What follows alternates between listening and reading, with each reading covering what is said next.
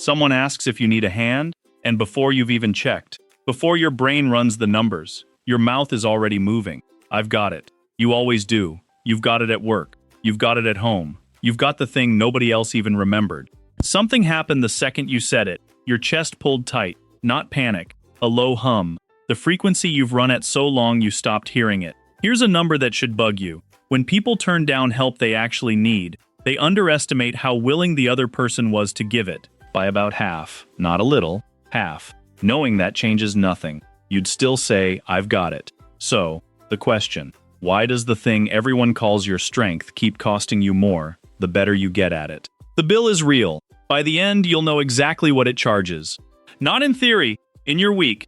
It's 9 p.m. Everyone's logged off. You're still up untangling the thing. Handing it over would take longer. Earlier, someone offered. You said you were good. You were not good. You were drowning in a very organized way. Then you drove home running the checklist, and somewhere on the highway you told yourself it was fine.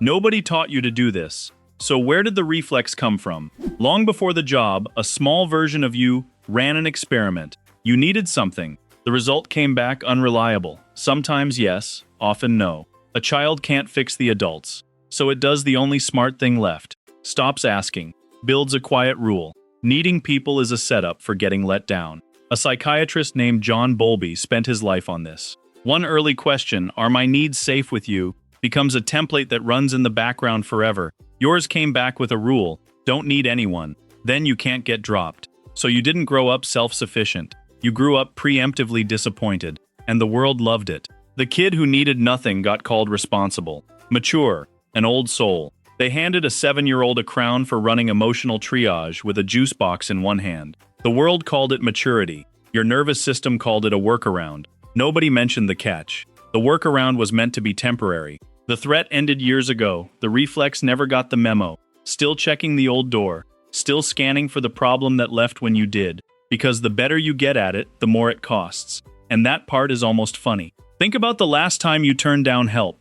Who were you actually protecting? There's that 50% again. You believe asking would burden people. You're wrong about that, measurably. And knowing that changes nothing. Knowing a fact about yourself and changing because of it are two completely different sports. Every time you say, I've got it, you teach one person you don't need checking on. Do that for years, to everyone, and your reputation turns to soundproof steel. The more capable you look, the more invisible the struggle gets. People stop asking if you're okay. You train them to. The most exhausted person in the room is the one nobody checks on. You built that room yourself, brick by competent brick. The stronger you appear, the more alone you get, and you called that strength. Now some of you are thinking, I like doing things myself. That's fine. Capability isn't the problem. Here's the problem. Why does your body keep the tab running, even on days you genuinely feel fine? Back in the 90s, a Rockefeller University researcher named Bruce McEwen put a name to it. The wear and tear your body collects when the stress system never switches off. He called it allostatic load. Every time you brace, a small cost gets logged. Brace all day, every day, and those costs stack into something the body pays for real. Blood pressure, sleep, an immune system gone sloppy. Your nervous system can't read your story. It doesn't know I've got it means calm. It reads a person who's on, alone, scanning, handling. To the body, that's not confidence. That's threat. Mild, constant, all-day threat. So it keeps cortisol in the tank. Sleeps light, like something might need handling at 3 a.m. Think of it as an invoice you never see. Line 1, cortisol. Line 2, sleep that never quite finishes. Line 3, a low background hum of, what is all this even for? The body charges the same rate whether the emergency was real or you just declared one out of habit. That hum in your chest from the start, that was the body reading the meter. The cost was never the doing. The cost is you wired yourself to never get a pit stop. A race car can be brilliant and still die if it never stops for fuel. Nobody told the engine it was allowed to rest. This was never a character flaw. It was the correct answer to a problem you no longer have. A kid in an unreliable house needed a strategy that didn't depend on anyone showing up.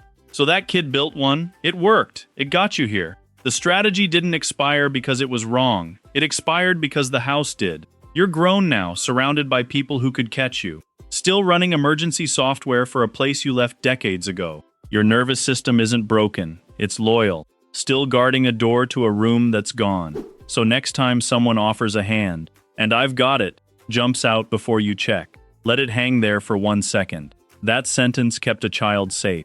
It doesn't have to run the rest of your life. You don't have to set down everything you carry. You're allowed to set down one. If this names something for you, watch. If you can't ask for help, you probably grew up too fast. Same kid, different door.